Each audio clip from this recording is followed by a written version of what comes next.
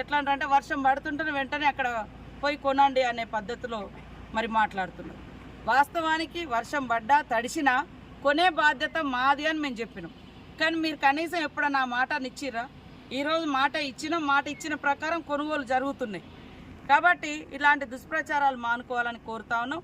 ఇవాళ 500 బోనస్ సన్నవడ్ల రైతులకు ఇవ్వడం మూలంగా రాష్ట్రంలో సన్నవడ్ల ఉత్పత్తి పెరిగి ప్రతి ఇంట్లలో పేదవాళ్ళు కానీ, అదేవిధంగా అంగన్వాడీ సెంటర్స్లో కానీ, హాస్టళ్లలో కానీ, మధ్యాహ్న భోజనం కానీ, రేషన్ కార్డుల ద్వారా కానీ అందరికీ సన్న బియ్యం అందించడం కోసం ప్రప్రథమంగా ఈ బోనస్ను సన్నవడ్లు పండించినటువంటి వాళ్లకు మరి ఒక ప్రోత్సాహకంగా ఉండాలని, వాళ్ళ యొక్క కష్టానికి తగిన ఫలితం కూడా ఉండాలని మేము ఇచ్చిన గ్యారంటీలలో కూడా ఇది కూడా ఒక భాగం. కాబట్టి అవన్నీ దృష్టిలో పెట్టుకొని ప్రజల డిమాండ్ను, ప్రజల అవసరాలను దృష్టిలో పెట్టుకొని చేయడం జరుగుతుంది. కాబట్టి రైతన్నలు ఖచ్చితంగా ఆలోచిస్తారని మేము ఆశిస్తూ ఉన్నాం.